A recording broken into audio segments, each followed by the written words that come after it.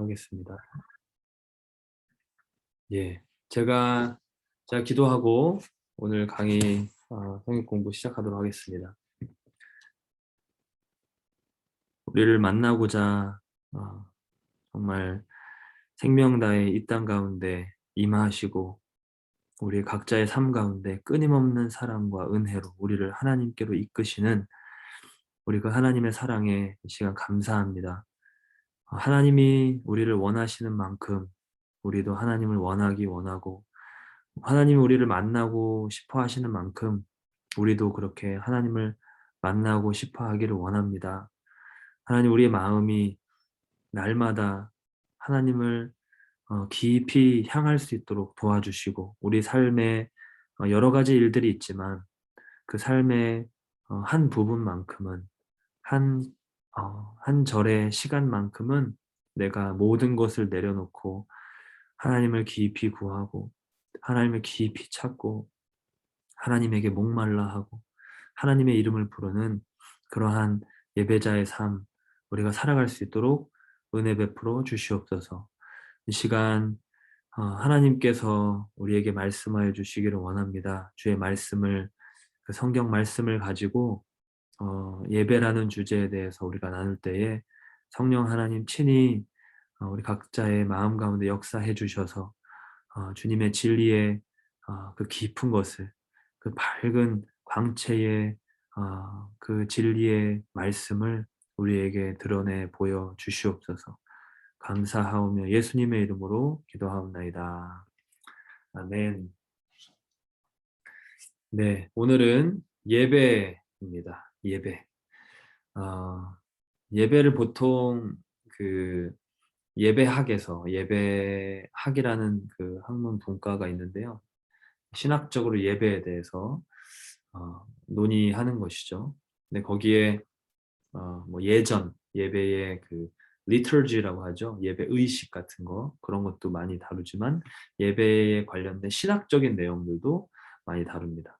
근데 거기서 저도 그 예배학 수업을 이제 신학교 때 들은 적이 있었는데 만남에 대해서 이야기를 많이 하세요.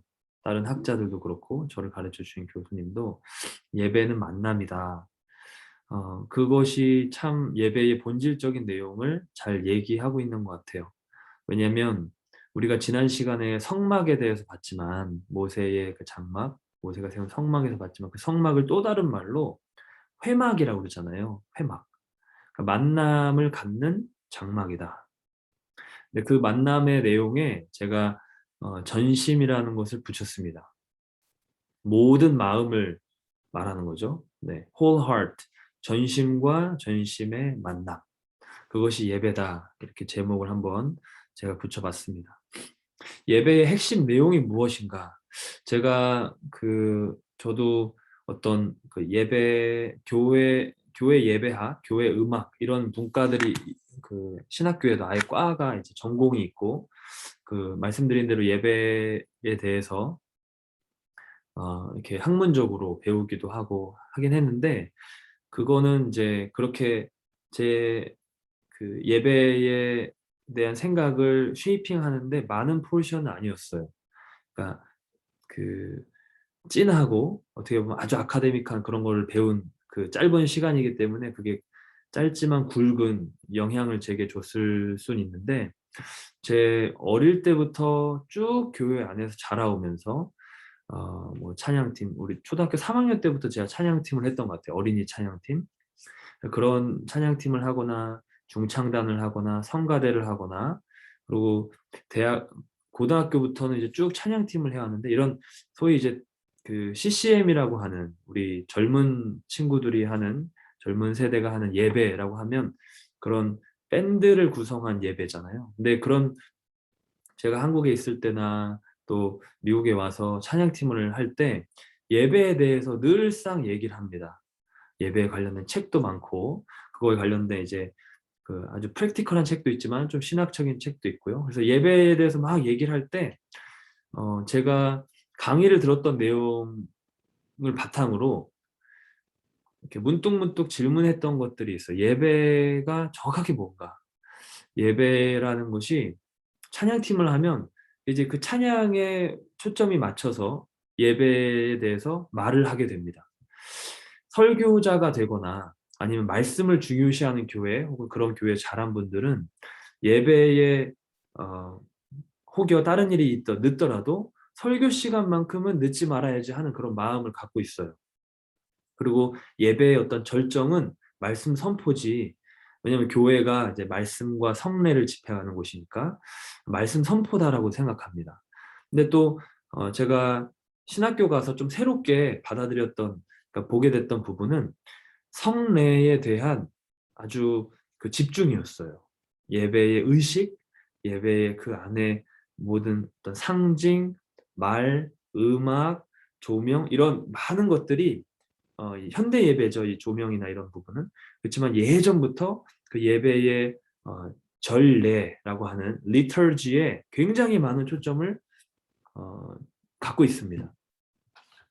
그래서 예배에 정확하게 그 내용이 무엇인가? 예배는 핵심이 무엇인가? 찬양인가? 말씀인가? 아니면 그 안에 있는 의식인가? 거기에 있는 것 자체의 모든 것인가? 아니면 성찬인가? 어떤 교회는 성찬이 없으면 그 예배가 이제 컴플릿 되어 있지 못하다는 느낌을 받는 그런 그런 그룹들도 있습니다. 그러니까 예배의 핵심 내용이 무엇인가? 어 사실 이 모든 내용이 다 굉장히 중요한 부분이고, 그것을 우리가 아주 이렇게 무거운 가볍지 않게 아주 진중하게 받아들여야 되는 부분은 확실합니다.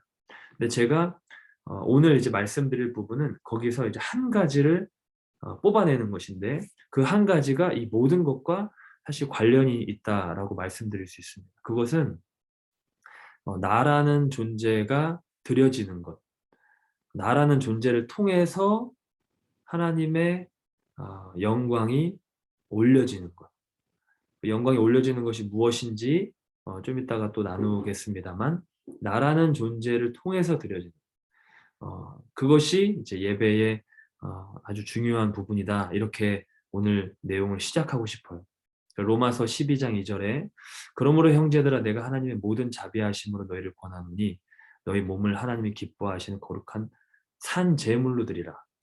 구약의 제사는 제물을 죽였습니다. 그치만 신약에서는 우리 자신을 제물로 드릴 때 죽이는 것을 말하는 것이 아니죠. 살아있는 제물, 드려지는 살아있는 순교자를 말하는 것입니다. 이것이 우리가 드릴 물리적 예배가 아니라 physically 그 동물을 죽여서 각을 떠서 번제로 바치는 그 예배가 아니라 산 제물로 드리는 이 예배가 영적 예배다라는 것입니다.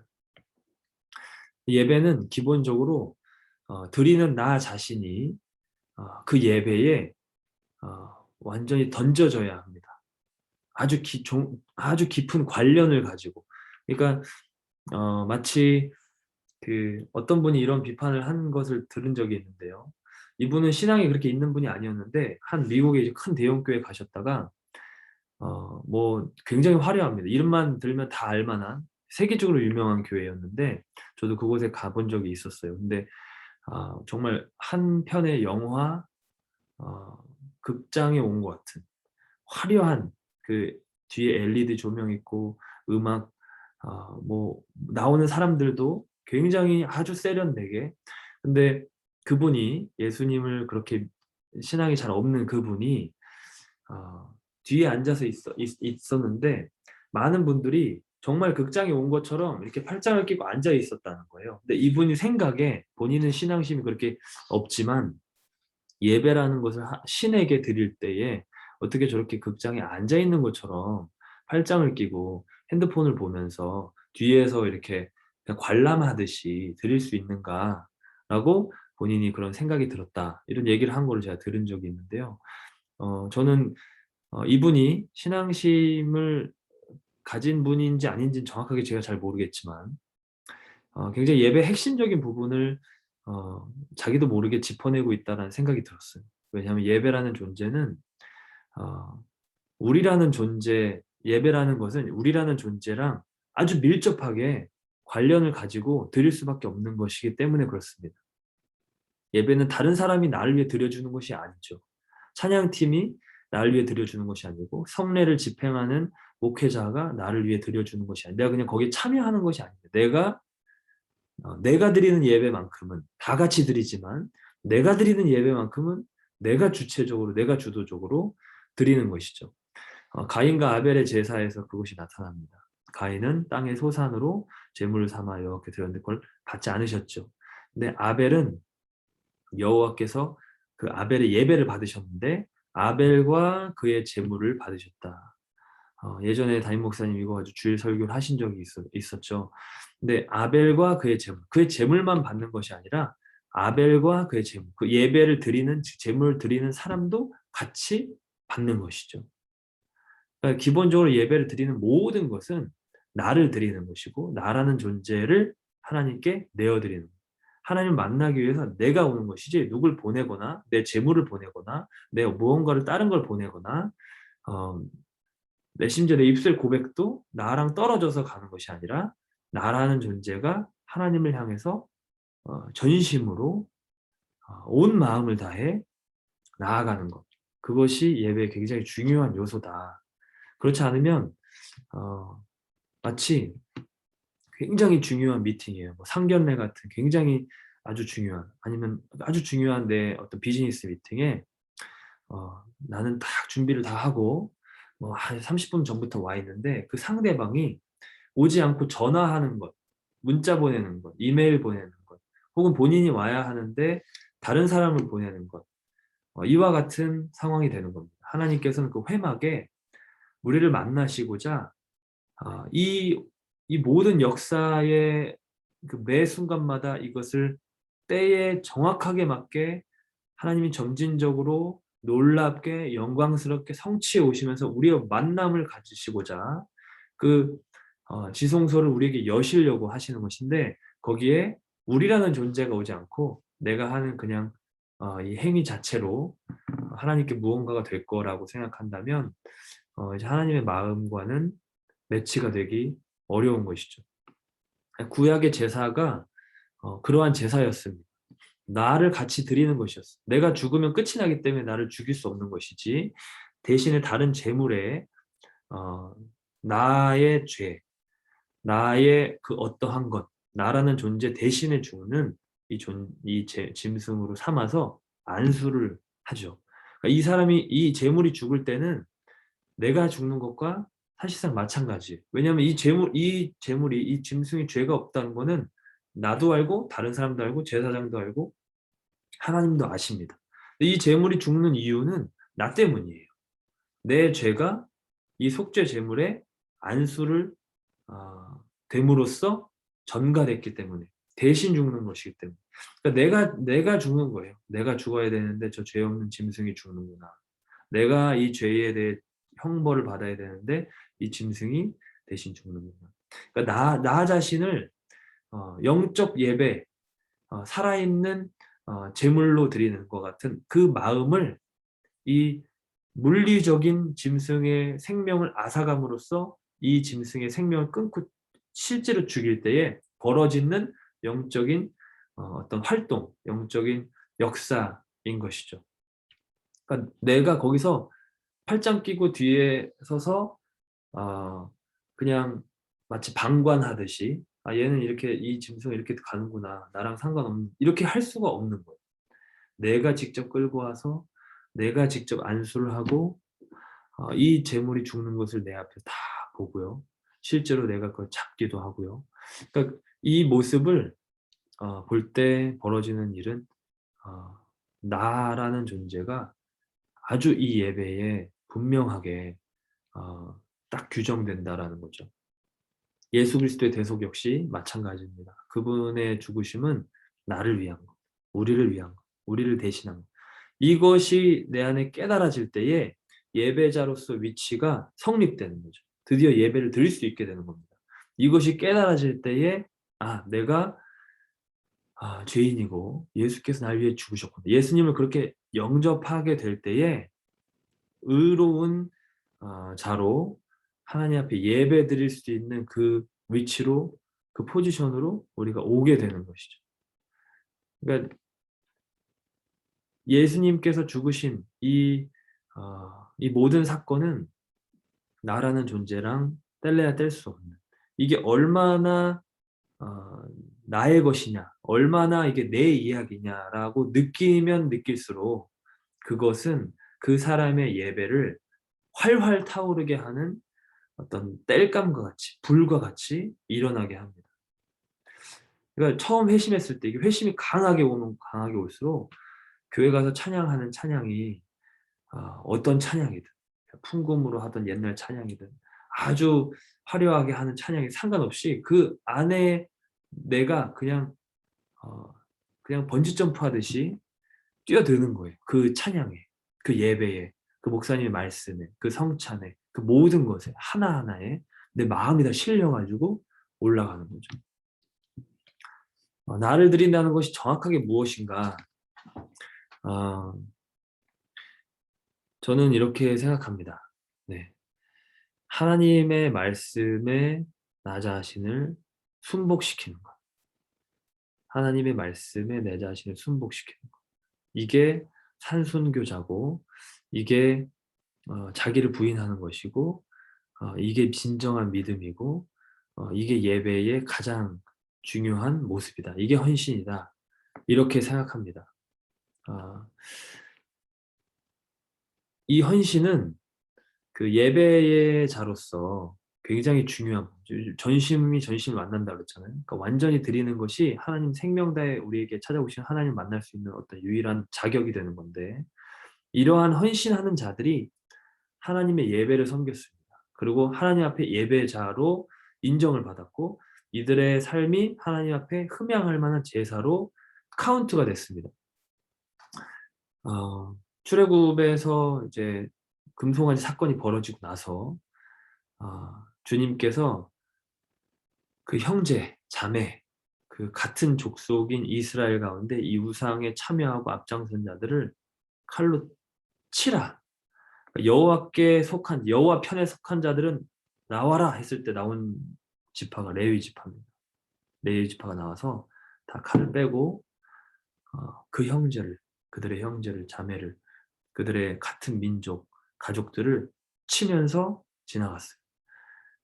그때 어마어마한 사람들 수가 죽었죠. 이 정도의 어떤 그 헌신이 마치 신약에서 예수님께서 아버지보다, 어머니보다 나를 더 사랑해야 한다. 그 배우자나 자식보다 나를 더 사랑해야 된다. 아버지나 어머니나 그 처나 자식을 나보다 더 사랑하는 자는 내게 합당치 않다. 그와 같은 레벨인 겁니다. 그러니까 모든 마음을 다해서 하나님의 헌신. 그러니까 주께서 명령하신 대로 행하는 것. 그리고 주가 쓰시겠다고 하면 드리는 것. 예수님께서 예루살렘 입성하실 때에 주가 쓰시겠다. 그때 드려지는 그 나귀처럼. 우리의 삶이 어떻게 보면 그 삶이에요.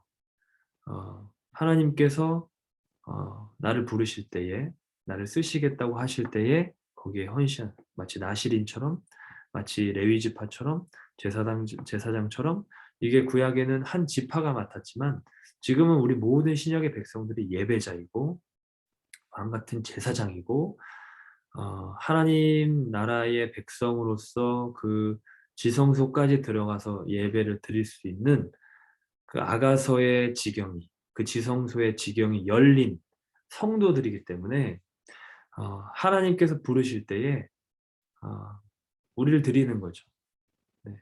그거는 우리의 뜻이 아니라 겟세마네 동산에서 예수님처럼 아버지의 뜻대로 하옵소서, 이게 이제 나를 진짜 드리는 그런 모습인 겁니다. 그러니까 믿음으로써 드리는 예배, 믿음이 없이면 하나님을 기쁘시게 할 수 없죠. 하나님께 나아가는 자, 하나님을 만나기 위해 나아오는 자는 하나님이 당연히 계신 것을 믿어야 합니다. 그리고 상 주시는 이심을, 하나님을 찾는 자를 상 주시는 이심을 믿어야 돼요. 하나님이 선하심, 신실하심, 하나님 그동안 약속하신 모든 것을 다 믿고 나아와야 하는 거죠. 이 믿음이 없는 예배는 하나님이 기쁘시게 할 수 없는 것이죠. 그리고 이 믿음은 내 보따리를 내려놓고 하나님 앞에 나를 던지는 겁니다. 그러니까 자기 부인이 그 안에 동전의 앞뒷면처럼 반드시 그 안에 같이 있는 것이에요. 그러니까 이렇게 드리는 예배, 지금 주께서 명령하신 대로 행하는 것, 주가 쓰시겠다고 하면 드려지는 것, 하나님의 아버지의 뜻대로 행하려고 하는 것, 이게 주님이 받으시는, 흠양하시는, 지금 나를 위한 진짜 참된 예배가 여기서 드려지고 있다라고 말씀하시는 바로 그 예배가 이와 같다. 나를 드리는 것이다. 나라는 존재랑 아주 밀접하게, 아주 연관되어서 가는 것이다 라는 거죠. 예수님의 헌신이 이와 같습니다. 예수님의 그 아버지의 뜻대로 나를 드리는 이 십자가의 순종은 향기로운 제물, 희생 제물, 하나님께서 너무나도 기뻐하셨던 그 온전한 순종이죠. 본인을 버리신 거예요. 우리를 위해서. 그러니까 예수님의 존재, 나의 존재, 이게 지금 다 완전히 얽혀가지고 벌어지는 굉장히, 나라는 존재, 이 십자가의 복음이 제대로만 들어오면 내가 완전히 180도 나라는 존재가 뒤집어지는 사건이 될 수밖에 없는 그 정도의 아주 그 본질적 차원의 그런 일이었다라는 것을 우리가 알 수 있습니다. 히브리서 9장 28절에도 예수님께서 자기를 들이셨다, 단번에 들이셨다, 그렇게 헌신하셨다, 이와 같은 그 모습이 그려지고 있습니다. 마태복음 16장 24절에 예수님께서 말씀하시기를, 예수님이 계신 곳에 오려면, 그러니까 예수님을 따라오려면 이 믿음의 길, 그러니까 자기를 부인하는 것, 자기 십자가를 지는 것, 이건 믿음이고, 이 믿음은 철저하게 내 뜻이 아니라 하나님의 뜻을 받는 것이기 때문에 자기를 부인하는 것, 자기 십자가를 지는 것, 이게 반드시 그 안에 있어야 하는 것이죠. 예수님이 가신 그 길을 따라가는 그 나를 향기로운 제물로 올려드리는 것, 나를 하나님께서 받으실 만한 영적 제사, 영적 예배, 그 산 제물로 드리는 것, 이게 예수님의 제자들의 길이다, 진짜 예배의 길이다, 그렇게 말씀드릴 수 있습니다. 이 말씀에 이제 그 나를 순복시키는 거라고 했는데요. 이거가 아주 이렇게 딱 정확하게 대비돼서 나타났던 사건이 이제 사무엘이 사울을 책망하는 바로 그 순간입니다. 사무엘상 15장 22절에 우리가 잘 아는 말씀. 이렇게 예배를 다 드려도 순종하지 아니하면, 하나님 말씀을 청종하지 아니하면 이 예배는 없는 것과 마찬가지다. 의미가 없다. 순종이 제사보다 낫다. 이 순종을 바탕으로 드리는 제사가 돼야 된다는 것이죠. 순종이 제사보다 낫고 듣는 것이 순양의 기름보다 낫다. 계시록 20장 4절에 하나님께서 친히 왕노릇하는 자들로, 그러니까 이들의 인생을 받으셨다는 거예요. 이들의 존재를 하나님 받으셨다는 거예요. 이들이 내 마음과 지금 합하다. 이들은 진짜 나를 위해서 산 자들이다. 나를 섬기는, 예배라는 것이 구약에 엎드려서 절하다라는 뜻도 있고 섬기다라는 뜻도 있습니다. 두 가지 단어가 다른데요. 이 두 가지 샤하 혹은 아바드, 이 두 가지 단어가 있는데, 이 사람들은 나를 섬기는 자들이다, 내 백성이다, 나를 예배한 자들이다 라고 아주 딱 전면에 이렇게 내미시는 그런 사람들이 요한계시록 20장 4절에 나오는데, 이들은 예수를 증언함과 예수에 대한 믿음이죠. 하나님 말씀 때문에 이 말씀에 순복하려고 목베임을 당했다. 이 목베임이 그 헬라어 쓰인 것이 푸시케입니다. 그러니까 혼이에요, 혼. 그러니까 이들의 혼적 자아라고 그러죠, 흔히. 자기의 생각, 자기의 뜻, 자기의 어떤 이익, 내가 하려고 하는 어떤 나의 야심, 나의 계획, 이것이 날아갔다는 거예요. 물론 진짜 순교한 사람들을 말하고 있는 것이지만 이 본질은 단순히 어쩌다가 얼떨결에 순교한 것이 아니라, 마치 우리 아까 도입에 잠깐 손양원 목사님 얘기했지만, 손양원 목사님의 그 순교가 그냥 그 순간에만 순종을 한 것이 아니라 일평생 순간순간 매 순간에 그 순교자적인 삶을 살다가 마지막 그 순간에 순교를 하신 것이죠.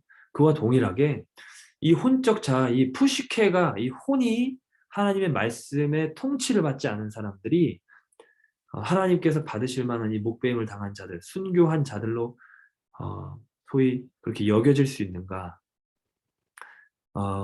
굉장히 성경은 그런 부분을 우리로 하여금 의심하게 만들죠. 그러기는 굉장히 어렵다, 불가능하다라고 만듭니다. 왜냐하면 하나님 말씀에 내 자신이 다스림을 받는 것이 가장 본질이기 때문에. 육체적인 죽음, 뭐 순교가 영광스러운 것이고 그 반열이 높은 것이지만 하나님이 아까 지금 사무엘 상에서 말씀하신 것처럼 이 제사 드리는 것, 이 그냥 단순히 어떤 사람이 그 물리적으로 죽는 것, 이거에 무엇을 의미를 두시고 기뻐하시겠어요? 그렇게 할 정도로 그의 마음이, 그의 삶이 하나님 말씀에 순복되어 있고 그 순교의 자리로 인도하시는 걸음일지라도 그것을 따라오는 십자가의 길을 걷는 자기 부인의 삶을 사는 모습이기 때문에 그 영적 제사를 받으시는 것이죠. 그 본질을, 그 영적 본질을 하나님께서 받으시는 것이죠. 그러니까 하나님 말씀 때문에 그 혼적 자아 푸시케가 잘려나간 자들. 우리가 산 순교자로 산 제물로 드릴 수 있는 영적 예배는 바로 이와 같은 예배입니다.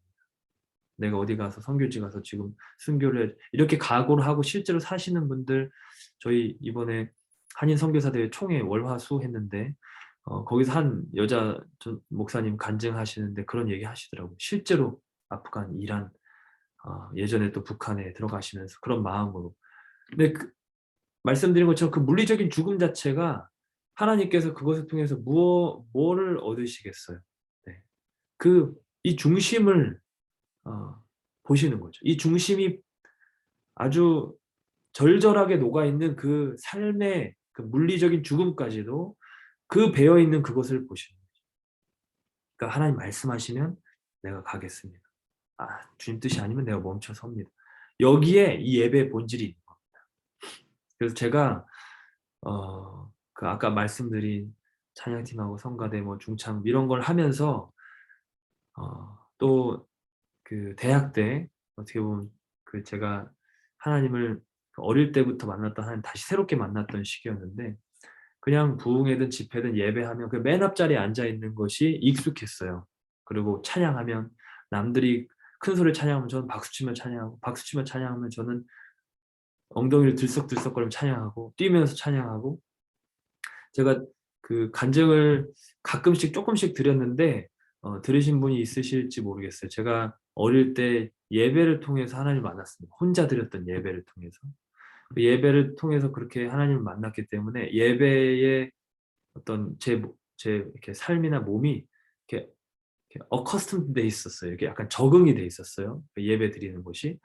그러니까 맨 앞자리에 앉아서 막 제일 열심히 찬양하고 제일 큰 소리를 찬양하면서 조나단 에드워즈가 아주 높은 그 당시 뉴저지 대학 지금 프린스턴 대학의 총장이면서 아주 굉장히 예리한 지성을 가진 사람이었거든요. 근데 그분에 대한 기록을 보면 회중교회 그 교회에서 컨그리게이션에서 예배 드릴 때 그 누구보다도 큰 소리를 찬양하고 그 누구보다도 크게 울면서 기도했다라는 기록들이 있습니다. 저는 이제 그런 걸 들으면서 이제 그런 식으로 제 이 어떤 열정을 표현하고 싶어 했어요. 큰 소리로 막 목소리가 약간 이렇게까지 허스키하진 않았어요, 예전에. 근데 막 목을 뭐 관리도 못했지만 너무 많이 써가지고 목소리가 아예 안 나올 정도로 그렇게 될 정도로 열정을 그렇게 표현했는데 맨 앞자리에 앉아서 거의 매번 예배에 대해서 새롭게 제가 느껴졌던 시간이 그 군대에 가서였었고요. 군대에서 훈련 받으면서 그렇게 하질 못하니까 더 이상. 또 한 번 새롭게 예배에 대해서 제가 깊이 생각했던 것이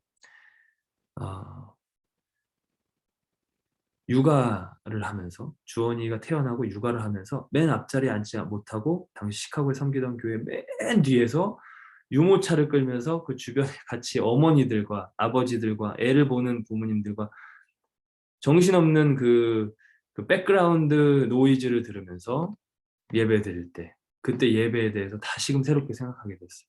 바로 이 부분, 하나님의 말씀에 내 자신이 복종되어 있는 그 부분. 앞에서 열심히 찬양하고 그것이 다 굉장히 중요하고 예배를 훈련할 때 굉장히 중요한 모습이고 제 영적 자산이 되었지만 더 이상 그렇게 할 수 없을 때, 물리적으로 환경이 그렇게 되지 않을 때, 제가 육아와 영성도 그런 맥락에서 했었어요. 그 순간에 제가 갈등했던 걸 가지고 지난 학기에 육아와 영성을 했었어요. 더 이상 그렇게 예배를 할 수 없으니까.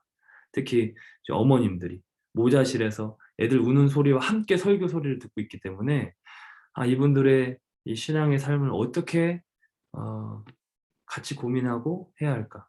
근데 답은 그 원리, 핵심 원리는 똑같습니다. 하나님을 향한 그 마음이고, 그 아이를 보면서도 제가 얼마 전에도 수예배 드릴 때 주원이가 막 이렇게 돌아다니고 막 울고 막 그러니까요. 이렇게 같이 교회에 와 있지만 유튜브로 예배를 드립니다. 이렇게 찬양을 그 설교를 틀어 놓고 이렇게 꽂아 놓고 말씀을 듣는데 순간순간 그 마음 가운데 하나님이 주신 딱 그 말씀이 있으면 그 말씀으로 내 자신을 이렇게 소위 주의 막대기와 지팡이와 막대기로 나를 이렇게 다스리시듯이 나를, 내 영을, 내 생각을, 내 어떤 행동을 치리하는 거예요. 그걸 다스리는 거예요.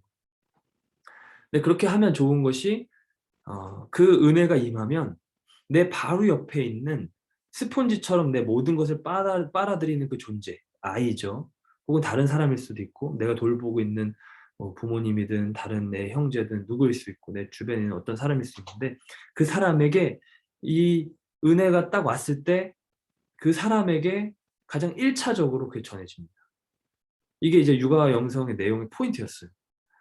그러니까 예배라는 것은 결국 내가 하나님을 깊이 만나는 것이고 이 상황이 북한에서 정말 아주 굵은 이불 뒤집어 쓰고 기도하시는 그 지하교회 혹은 지금 이란에도 굉장히 많은 지하교회 성도들이 있다라고 제가 이번 총회 때 발표를 들었는데 그런 분들이 같이 막 성례를 행하고 공적으로 나와서 찬양하고 성가대하고 이렇게 할 수 없지만 그 마음의 중심에 이 하나님의 말씀에 순복되어서 이 말씀을 순종하고 청종하면서 드려지는 그 입술의 아버지, 그 고백이 하나님께는 결코 헛되지 않고 결코 작지 않고 결코 의미 없지 않은 굉장히 크게 울려주고 하나님의 마음을 절절하게 녹이는 그 예배라는 것이죠. 그러니까 그 사람의 존재와 같이 드려지는 예배인 거죠. 어떠한 상황에서든 아주 극한의 상황에서든 아니면 군대에서처럼 그렇게 많이 할 수 없는 순간에서든 아이를 보면서 물리적으로 그것이 불가능해지는 상황에서든 이 마음속에 하나님 말씀 때문에 내 자신의 어떠한 부분을 하나님 뜻과 거치되는 내 혼적 자아의 그 부분을 몰아내고 하나님 그 말씀을 받습니다. 그 말씀에 순복합니다. 하나님 아멘으로 제가 그것을 받습니다. 이때 하나님 영광을 받으시는 바로 그 영적 제사, 산 제물로 드려지는 그 순간이 되는 것이고 그것이 하나님 앞에 의미가 있다. 카운트가 되신다. 그런 말씀을 드리는 것입니다. 그 예배의 핵심 요소는 제가 쭉 그 예배에 대한 생각을 하면서 여러 상황을 거치면서 봤던 것을 적어드렸어요. 그리고 이거 지정의의 개념을 한번 적어드렸는데 신학교에서는 올바른 신학적 교리, 그러니까 말씀이 선포되는 것. 성례 예전도 말씀에 대한 것입니다. 결국 성례라고 하면 세례와 그다음에 성찬인데 이건 다 결국 예수 그리스도의 복음에 대해서 말하는 거잖아요. 그러니까 이 올바른 선포, 이것을 올바로 선포하면 그걸 바르게 내가 이 교리적으로 제대로 알고 있고 그렇게 고백하면 되는 것인가. 신앙적으로 영적으로 어린 분들은 교리에 대해서 정확하게 알지 못하고 예배하는 경우가 많습니다. 특히 아이들 같은 경우, 저 아이들 사역해 보면 정확하게 뭐가 뭔지 몰라요. 삼위일체 잘 알지 못해요.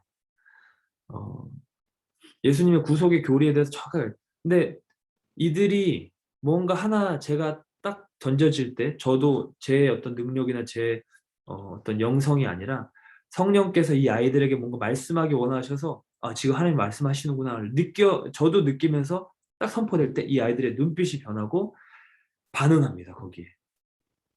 그래서 거기에 기도할 때 갑자기 눈물을 흘리고 아이들이 어 하나님 앞에 막 자기 마음을 드려요.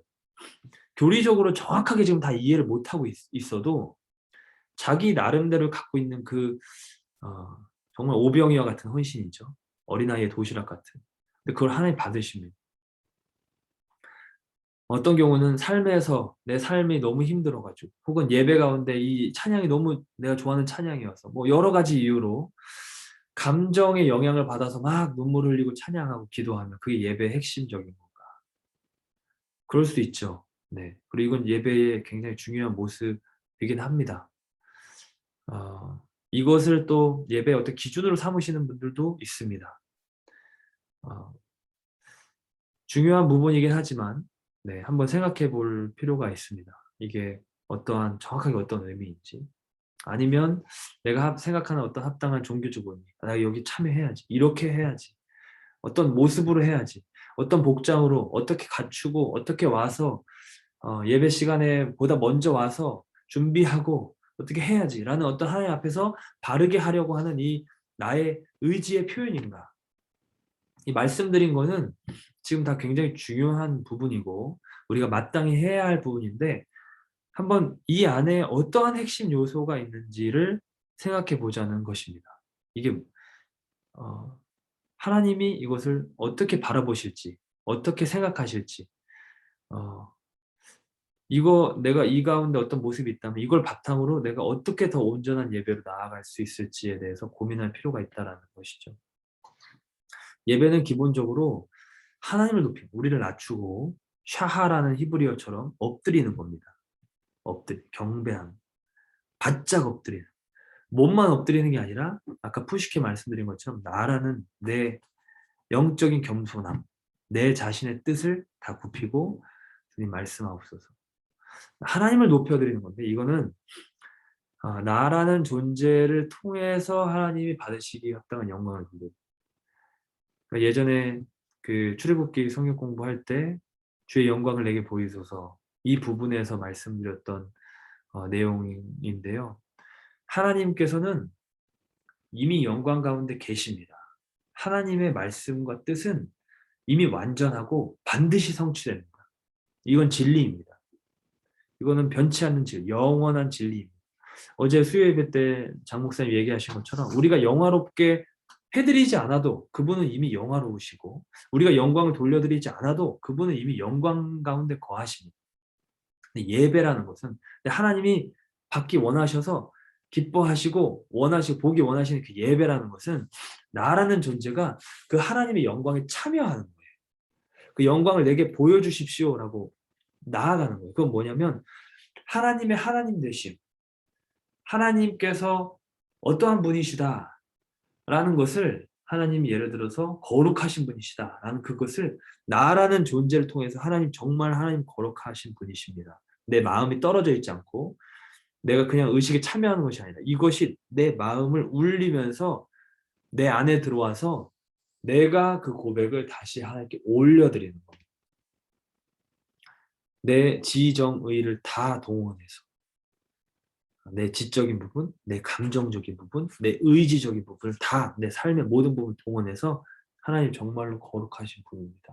라고 영광을 그러니까 하나님의 영광을 보기 전에는 하나님께 영광을 돌려드릴 수가 없어요. 그죠? 그러니까 하나님의 말씀이 내게 임하는 것을 경험하기 전에는 하나님께 예배에 합당한 모습을 올려드릴 수가 없어요. 왜냐하면 어디로 가야 될지 어떤 예배를 드려야 될지 알지 못하거든요. 하나님 말씀으로 복종받아야 되는 나의 혼이 나의 이 옛 자아가 푸시케가 날아가지를 못하거든요. 이게 떠나가지를 못하거든요. 그러니까 제가 생각하기에 예배의 가장 핵심 존재는 말씀이신 하나님이 성령 가운데 임하셔서 우리 존재를 사로잡으시는 것이고, 이 나라는 존재가 그 경험을 하면서 거기에 내 입술로, 내 삶으로, 내 모든 지정이, 내 모든 존재를 동원해서 그걸 올려드리는 겁니다. 하나님은 스스로 이미 영광 가운데 거하시지만 그거를 들을 때 너무 기뻐하십니다. 마치 우리가 자녀가 제가 어떤 것을 잘할 때 이미 잘해요. 우리 아들이 저를 그렇게 말해주지 않아도, 인정해주지 않아도 이미 잘하고 있어요. 근데 저희 아들 주원이가 아빠 이거 너무 잘해. 아빠 이거 진짜 최고로 잘해. 세상에 제일 잘해. 이렇게 말해주면 이걸 잘하는 정도는 이미 동일하고 변화되는 것이 아니에요. 이 아이가 말한다고 해서. 그렇지만 이 아이가 말할 때에 이 아이와의 만남이 벌어지는 거죠. 관계가 형성되는 거죠. 그걸 들으면서 우리가 기쁜 겁니다. 이게 우리가 꼭 부모 자식 관계 아니더라도 서로 간에 하는 어떤 말과 고백과 인정과 격려와 칭찬이죠. 그러니까 하나님께도 동일한 원리가 적용되는 거예요. 이것이 성립되는 이유는 하나님이 우리를 먼저 사랑하셨기 때문에 그렇습니다. 하나님 우리를 사랑하셨기 때문에 우리를 통해서 이 예배를 받고자 하시는 거예요. 마치 세상에 군림하는 왕처럼 나를 경배해라, 나를 섬겨라, 내가 너희를 부리고 복종시키고, 이런 것이 아니라 세상의 왕은 애굽처럼 피라미드의 형식이지만요, 예수님은 그렇지 않아요. 정반대입니다. 섬기는 자로 오려고 하시고 내 목숨을 대속물로 내어주려고. 그러니까 부모 자식의 모습이에요. 가장 흡사하게 하자면 자녀를 위해서 나를 내어주고, 사랑의 그 내용처럼 나를 주어서 너를 얻겠다. 내가 내 모든 것을 다 쥐어짜서 너라는 존재를 이 세상 가운데 잉태시키겠다. 그러니까 이렇기 때문에 나한테 너무 소중한 존재고, 이 소중한 존재가 나에 대해서 나를 바라봐주고, 나에 대해서 나와의 이 부모가 먼저 사랑했잖아요, 자식을. 근데 이 자식 역시 부모를 향한 사랑으로 전적인 완전히 자기 마음을 열고 다가오면서 아빠, 엄마 이거 해줘서 고마워요. 이거 음식 해줬는데 이거 너무 맛있어요. 이거 너무 아빠 이거 해줘서 고마워요. 내가 이거 너무 하고 싶었는데 이거 해줘서 고마워요. 이렇게 이 고백을 할 때 이게 이 아이의 정말 진심이고 모든 것을 다해서 우리에게 그렇게 다가올 때 우리와 만남이 벌어지는 거예요. 내 마음과 이 아이의 마음이 만나는 거예요. 그때 관계가 형성되고 이렇게 한번 도는 겁니다. 사이클. 이게 예배의 핵심 사이클이라고 생각합니다. 찬양도 사실 곡조가 있는 기도라고 표현하죠. 그냥 멜로디만 연주해도, 심지어 MR을 들어도 그 MR이 어떤 찬양인지 알기 때문에 그 찬양의 가사가 우리에게 떠오릅니다. 기도, 예배 후에 드리는 반응하는 기도, 당연히 그 우리 마음을 올려드리는 것이고요. 말씀은 한마디로 말씀드리면 하나님의 마음을 우리에게 전하는 겁니다. 그러니까 기도랑 찬양, 모든 그 예배 모든 내용은 우리의 마음을 올려드리는 거고요. 말씀, 그다음에 성례를 집행하는 거, 성찬을 행하는 거, 세례를 하는 거, 예수와 함께 우리가 물에 잠길 때 죽고 올라올 때 다시 살았다. 이 예수의 죽으심과 부활하심을 선포하는 것이죠. 성찬, 예수님의 살과 피를 먹지 아니하고는 예수님과 하나 될 수 없는 거예요. 그러니까 예수님의 그 구속의 사역을 선포하는 것이죠. 그러니까 하나님의 마음입니다. 기본적으로 복음이고, 그러니까 하나님의 마음을 선포하는 말씀과 성례 집행, 그리고 우리의 마음을 하나님께 올려드리는 이 기도, 찬양, 모든 반응, 봉헌까지도, 헌금까지도, 이것이 만나는 것. 이게 예배인 거죠. 그렇기 때문에 예배를 연구하는 많은 신학자들이 예배는 만남이다, 이렇게 표현하는 것이죠. 그러니까 예배는 하나님의 말씀이 선포되어야 됩니다. 이 말씀이 찬양 가운데 선포되기도 합니다. 찬양 가운데 하나님의 마음이 아주 녹아있는 그런 찬양들도 있으니까요. 하나님의 말씀이 선포됩니다. 말씀, 기도, 찬양, 어떠한 것을 통해서도 기도 가운데도 하나님의 말씀이 선포되죠. 말씀을 듣고 기도할 때 지금 들었던 말씀이 이게 이제 소위 활성화가 되고 살아납니다. 내 안에 꽂혀 들어오죠. 말씀 들으면서도 꽂혀 들어오지만 기도를 할 때 이게 더 내 안에 자리를 잡습니다. 그러니까 하나님의 말씀이 모든 예배의 순간 가운데 선포되고요.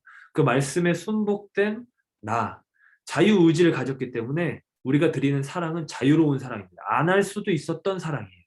안 할 수도 있었던 순종이에요. 그렇기 때문에 이것이 진짜 순종인 거죠. 이 자유로운 사랑의 반응. 근데 이 반응은 나라는 존재를 가지고 아벨의 제사처럼 예수님의 모습처럼 나라는 존재를 가지고 즉 내 존재의 핵심적인 그 무엇, 즉 영적인 반응을 가지고 올려드리는 거예요. 그래서 이렇게 올려드릴 때 우리는 그냥 아무것 없이 가는 것이 아니라 마치 우리가 기도에 대해서 말했던 것처럼 말씀의 가이드를 받아가면서 가는 거예요. 하나님이 내가 너를 사랑한다 그 말씀하시면 하나님 어떻게 저라는 존재를 사랑하십니까? 내가 너를 지킨다. 하나님 제가 제가 과거에 어떨 때 하나님 지켜주셨습니다. 제가 앞으로 이러이러할 때 하나님 지켜주 이게 하나님이 다가오시는 것에 나의 반응이 있거든요. 내가 내 아들의 생명을 다해서 너에게 주기까지 너를 사랑했다. 하나님 그 복음에 대한 반응. 내가 너를 향하여 신실하게 은혜를 베푼다. 하나님 변치 않으신 하나님에 대해서 감사합니다. 이 반응. 그러니까 하나님에 대한 이 말씀의 선포에 내 반응을 올려드리는 이것은 이거에 대한 기본적으로 아멘입니다. 아멘. 아멘. 어, 내 존재를 다해서 하나님 아멘입니다. 아멘입니다. 그리고 아멘이라는 건 그냥 입술만 아멘 하니까 내 삶으로 거기로 아멘 하면 들어가는 거죠. 아멘. 그러니까 나라는 존재가 그 안에 녹아있는 그 고백을 하나님께 드리는 거예요. 하나님께서 오시고 내가 그걸 올려드리고 그리고 하나님이 그걸 받으셨다는 수신 확인이 됩니다. 예배 때. 왜냐하면 성령 안에서 예수, 주와 합하는 자는 한 영이다. 한 영이 됐거든요. 성령으로 말미암아 한 영이 됩니다. 그러면 하나님의 마음을 알게 돼요. 그러니까 성령께서 우리 안에 거하시는 만큼 하나님 마음을 알게 돼요. 누가 주의 마음을 알아서 주를 가르쳤느냐? 누가 그의 모사가 되었느냐? 그러나 우리는 주의 마음을 가졌다. 왜냐하면 주의 영이 우리 가운데 거하시기 때문에. 하나님이 그 사랑하는 자들 위하여 예비하신 것은 눈으로 보지 못하고 귀로 듣지 못하고 사람의 마음으로 생각하지 못하였다. 그러나 하나님의 성령이 하나님의 마음의 깊은 것을 통달하신다. 그 가장 깊은 것. 사람의 마음, 사람의 영 외엔 누가 알겠느냐. 그러나 우리는 이 하나님의 성령이 임하신 것으로 말미암아 알겠다. 즉, 이 예배가 지금 받은 바 되었다. 하나님이 지금 그러니까 잘 받았다는 것이 무언가 답장이 오는 거예요. 하나님의 어떤 말씀이 또 오거나 하나님의 어떤 하나님의 기뻐하심, 그 기쁨이 내게 오거나 그 어떤 하나님의 은혜가 내게 오거나 이 받으시는 건데 이 받으셨다는 건 나도 알게 되는. 그러니까 그걸 받았을 때 기쁩니다. 선물을 우리가 누군가에게 드렸을 때 이분이 나한테 너무 잘해주셔서 우리가 선물을 드려요. 근데 선물 지금 보냈는데 이게 받았나 안 받았나 어떻게 됐지 중간에 잃어버렸나 없어졌나 이게 모르는 게 아니라 너무나도 잘 받았다라고 다음번에 만날 때나 통화할 때나 뭐 카톡으로나 그 감사의 표시가 그 기뻐하는 내용이 드러나서 우리에게 오는 거예요. 이와 같이 하나님에게서도 예배 가운데 이게 오는 겁니다. 그러면 사이클이 이제 한 번 더 온 거예요. 이렇게 사이클이 한 번씩 돌 때마다 이 하나님과 나는 가까이 옵니다. 서로에게. 묶여요. 점점. 점점 점점 타이트하게. 점점 타이트하게. 이게 예배의 어떤 핵심적인 모습이다. 이 만남이 가까워지다. 왜냐하면 관계가 더 두터워지기 때문에. 관계가 진척되기 때문에. 계속해서. 더 깊은 순종으로, 더 깊은 온전한 마음, 이 전심으로 만나게 되는 겁니다. 이게 이제 영과 진리로 내 성령을 받은 그 성령과 합한 그 한 영을 가지고 진리의 가이드를 받아갑니다. 그 진리 위에 서서 예배드리는 거죠. 다른 반석은 없습니다. 어, 다른 하나님을 찾을 수 있는 다른 반석, 다른 진리의 터는 없습니다. 진리의 터, 반석, 오직 예수 그리스도밖에 없습니다. 그 위에서 예배드리는 것이죠. 주는 그리스도시요 살아계신 하나님의 아들이십니다. 이게 교회의 고백이고 이게 예배자들의 고백이고 거기서 내 존재를 다 드린 성령의 어떤 감동하심을 받는, 인도함을 받는 그 예배. 그 나라는 존재의 모든 것을 통해서 하나님의 하나님 되심. 하나님은 이런 분입니다. 하나님은 이와 같은 분입니다. 내가 그걸 다 완전히 다 이해해서가 아니라 나라는 제한된 존재 안에서 그거를 꽉 채워서 드릴 때 하나님이 그거를 기쁨으로 받으시는. 이거는 철저한 우리의 자유의지, 그 자유에 근거한 거. 이거 하기 위해서, 이거 하나님께서 보시기 위해서 우리에게 자유를 주신 것이죠. 그 사랑, 그 예배가 진정한 예배가 되게끔 하시기 위해서. 이렇게 이게 두 대상이 하나님과 내가 만나는 거, 하나님을 가까이 하게 되는 거. 이게 예배인데 이렇게 되면 결과가 무엇이냐면 이 하나님의 영향이 내게 강하게 옵니다. 영적으로도 깨어나고 소위 영안이 열리고 영적 감각이 깨어나는 것뿐만 아니라 하나님의 뜻이 더 잘 분별됩니다. 우리는 기본적으로 시력이 좋지 않은데 영적인 시력이 좋지 않은데 가까이 오면서 눈이 밝아지는 걸 경험하게 되고 실제로 가까이 있기 때문에 더 잘 보입니다. 하나님의 역사하시는 게 보이고 하나님의 음성이 더 깨달아지고요. 이 내면 안에 우리 영이 더 말씀으로 채워지는 것이기 때문에 기본적으로 분별이 됩니다. 그 지혜의 영이 임해서. 그렇게 되면 우리의 삶이 바뀌어 나가기 시작하죠. 그러니까 이 아멘이라는 고백을 제대로만 한다면요. 이 아멘 할 때 그 말씀을 먹는 거기 때문에 하나님을 닮아서 변화되게 됩니다. 변화되는. 예배를 하면 그 예배하는 대상에 맞춰서 변화됩니다. 우상을 섬기면 그 우상의 내용, 우상이 갖고 있는 영적인 내용을 닮아가게 되는 거죠. 네. 그러니까 반드시 그 영적, 그 우상의 어떤 그 우상마다 갖고 있는 어떤 특징들이 있잖아요. 가나안 그 당시 이스라엘이 겪었던 것도 그렇지만 지금도 마찬가지고 그것이 몸으로 나오게 돼 있습니다. 내 삶에서. 꼭 우상, 이렇게 종교화 시켜서 섬기지 않아도 내가 무언가를 바라보고 대상하고 최우선 가치를 놓으면 그것이 갖고 있는 그 가치가 내게 내 입술, 내 생각으로. 돈이면 돈으로, 명예면 명예고, 성공이면 성공, 어떠한 것이든 나오게 돼 있어요. 그 하나님을 섬기는, 그 하나님께서 내게 온전히 나타나신 말씀으로 내게 나타나실 때 그거를 나의 반응을 온전히 드리면서 만날 때 그 하나님의 그 어떤 그 성품, 하나님의 그 능력, 그 영광이 나를 적시면서 내가 변화되게 하는, 그분을 닮아가게 하는. 그래서 그렇게 영광에서 영광으로 주의 영으로 말미암은 그 변화되는 것. 이건 이제 주님 보는 것이죠. 수건 벗은 얼굴로 거울을 보는 것 같이 주님 보는 것. 주의 영광을 보는 것이 예배의 핵심이죠. 지금 이 모습이 바로 그 내용을 말씀하고 있는 것입니다. 두 번째, 아주 짧은 내용 하나 짚고 넘어가기 원하는데 전심은 언제나 단심이다. 제가 우상 얘기를 잠깐 드렸는데 마음이 나눠줄 수 없습니다. 마음을 다 드린 거예요, 하나님께. 다른 곳에 마음을 드릴 것이 없습니다. 두 마음은 전심이 아닙니다. 그러니까 이걸 보고 판단할 수 있어요. 내 마음이 지금 나눠지는가? 그럼 전심이 아니에요. 예배 가운데 마음이 나눠지는가? 전심이 아니에요. 그러니까 다른 내 삶에 여러 지금 뭐 문제 막 그걸 하다가 왔어요. 그때 전심으로 드리는 것은 그러니까 그거에 대해서 그냥 단순히 생각하지 않는 것이 아닙니다. 이게 마음이 나눠졌구나. 그 물론 맞는데요. 그 문제를 가지고 하나님 앞에 전심으로 나가는 거예요. 그걸 가지고 내 그 상황. 내가 지금 하나님 제가 이걸 해야 되는데 이렇게 잘 안 되는데 그거를 하나님과 분리돼서 내가 그걸 생각하면 이게 이제 마음이 나눠지는 거죠. 전심이 아닌 거예요. 단심이 아닌 거예요.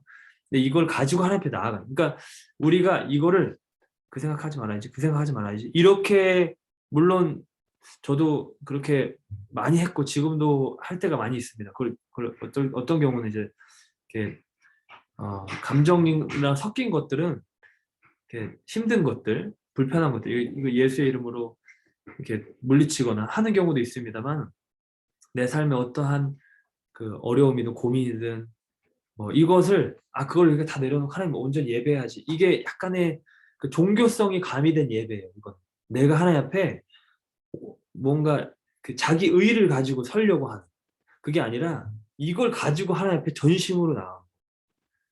전심을 하는 아이가 그렇잖아요, 부모에게. 뭐 막 조언이가 요즘 장난감 뭐 안 된다고 이렇게 칭얼댈 때 있는데 그걸 가지고 그걸 싹 정리하고 "아버지 안녕하셨습니까? 제가 아버지께 오늘 하루 또 효를 행하기 원합니다." 이러면 이제 저는 걱정을 하기 시작하죠. 그게 아니라 이 물건을 가지고 "아빠 이거 안 돼요. 이거 왜 안 되지?" 아빠를 찾아서 이제 오는 그 내용. 그러니까 하나님을 그처럼 찾는 거예요. 바벨론이 쳐들어올 때도 이스라엘이 아수르에 망하기 직전에도 사실 그거 했었어야 되는 거고.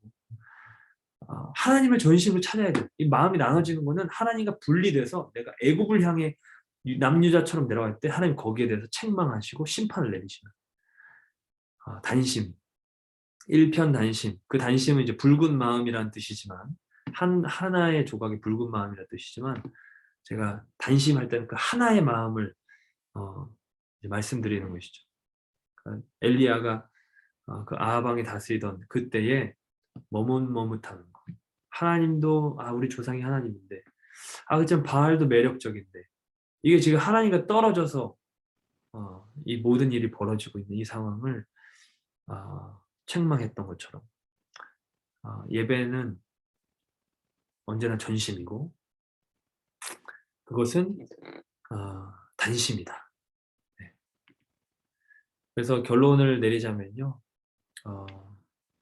예배는 살아있는 겁니다. 살아있는 거. 죽어 있을 수가 없습니다. 네. 나라는 존재가 거기 완전히 녹아들어 있기 때문에 다 내 이야기, 다 내 얘기. 누군가 많은 사람들이 모여서 어떤 회의를 하는데 내 이야기가 나랑 전혀 상관없는 얘기를 하면 지루하겠죠. 내가 알지도 못하는 얘기. 졸음이 올 수 있겠죠. 근데 갑자기 이게 나에 대한 얘기, 나를 언급하고 사람들이 다 나에 대해서 얘기하면 갑자기 잠이 번쩍 깨죠. 눈이 동그래지고 귀가 쫑긋해지고 똑같이 하나님이 지금 나한테 얘기하시는 거고 내가 지금 하나님한테 얘기하는 거라면 1대1로 만날 때 지금 너무 내가 관심 있어 하는 그 주제를 얘기하는데 심심하고 지루하고 졸린다. 그러기는 어려운 거죠. 그러니까 예배는 기본적으로 무조건 살아있는 거예요. 살아있는. 예배의 핵심 요소가 영적 생동감, 살아있는 영적 교제이기 때문에 하나님의 말씀은 살아있죠. 활력이 있습니다. 기본적으로 활력이 있습니다. 그리고 성령의 법은 생명의 법입니다. 살아있습니다. 말씀도 살아있고 성령도 살아있는 하나님의 법을 우리에게 가르치십니다. 이걸 다르게 표현하면 영과 진리로 예배를 드리는 것인데 영이 계신 곳은 자유함이 있습니다. 살아나는 것이 억눌림에서 해방되고 하나님을 향한 자유로운 사랑을 올려드릴 수 있는 그 역사함이 있고요. 진리, 영과 진리로 예배하는 것인데 영뿐만 아니라 진리를 알게 되면 진리가 우리를 자유롭게 합니다. 그러니까 살아있고 자유로운 예배. 살아있고 자유로운 억압되어 있는 예배가 아니라 이 자유로운 것이 막 방종을 하고 형식이 없고 이런 것이 아니라 우리의 영이 모든 노임에서 자유케 되어서 하나님을 향한 나의 자유로운 사랑을 올려드릴 수 있는 그 상태가 된다. 그 만남이 된다. 억지로 하는 것이 아니다. 억압된 상태로 이게 강제로 하는 것이 아니다라는 것이죠. 종교의 의무로 그것을 지운 것이 아니다라는 바리새인들처럼 어떠한 형편에서든 내가 이거를 아주 그 예배드리기 힘든 상태에서 지금 뭐 3교대로 일을 하시는 분들 주일에 막 예배하면서 그거를 어려운 상황에서도 순간 잠깐 들으면서 그 말씀이 내 안에 오고 거기에 내 영이 자유케 되면서 그 말씀에 내가 자유로운 반응을 드리고 그 순간에 어떤 고백을 하고 그 순간에 어떤 행동을 하고 그 순간에 어떤 마음을 올려드리고 그 순간에 그것이 무언가로 표현되고 찬양으로 갑자기 찬양이 흥얼거리든지 하나님을 생각하든지 무언가로 하는 그 어떤 한 모습 물론 그것이 함께 공예배로 와서 마음껏 표출되는 것 이것을 우리가 반드시 해야 하고 중요한 것이지만 그 예배의 그 모습은 우리 가시적으로 눈에 보이는 것 이면에 더 근본적인 그 본질을 가지고 그것을 해야 한다라는 바로 그것입니다. 그 예배는 자유롭다. 그래서 이러한 생동감 있는 예배는 때로 어떤 그걸 이렇게 좀 하지 못하게 하는 형식이 있으면 구애받긴 합니다. 그렇지만 거기에 좌우되진 않습니다. 그러한 것이 있더라도 이것이 가능해질 수 있습니다. 어, 왜냐하면 이게 영적 예배이기 때문에 우리의 영은 내 육신은 죽더라도 후패해지고 날로 쇠약해지더라도 내 영은 살아서 주를 바랄 수 있기 때문에 내가 지금 과거처럼 막 뛰면서 찬양하고 춤추며 찬양하지 못하더라도 이 형식의 영향을 받을 수 있어요. 답답해할 수 있어요. 그렇지만 거기에 좌우되진 않습니다. 여전히 그런 예배를 드릴 수 있습니다. 어떠한 예배 형식이든 네, 그렇게 할 수 있습니다. 그리고 그 예배는 살아있습니다. 예배는 살아있습니다. 예배는 무조건 살아있어야 합니다. 내 영을 살릴 수 있어야 되고 내 영이 살아서 올려드리는 예배여야 합니다. 네, 제가 기도하고 마치도록 하겠습니다. 모든 마음으로 우리를 만나고자 찾아오신 우리 하나님, 그렇게 예수 그리스도 안에서 우리를 받으셨고 매일의 삶 속에서 오늘도 우리를 만나기 원하시는 하나님, 그 하나님을 향해 우리의 마음이 단심이 되어서 전심이 되어서 온 마음을 올려드리는 우리의 예배의 모습 되기 원합니다. 어떠한 형편에 있든지 병환 중에 있어서 예배를 예전처럼 드리지 못하는 상황에서든지 여러 다른 어려움 때문에 우리의 마음이 예전처럼 예배드리지 못해서 힘든 상황이든지 그 모든 우리의 형편을 가지고 전심으로 하나님을 찾는 그런 우리가 되게 하여 주옵소서. 그리하여서 예배 가운데 나에게 찾아오신 하나님 만나고 나에게 말씀하시고 나에게 손 내미시고 나에게 은혜 베푸신 하나님을 만나고 그 하나님 앞에 그의 합당한 영광을 우리의 모든 존재를 다해 올려드리는 우리 모두가 되게 하여 주시옵소서. 감사하오며 이 모든 말씀 예수님의 이름으로 기도하옵나이다. 아멘. 아멘. 네, 감사합니다.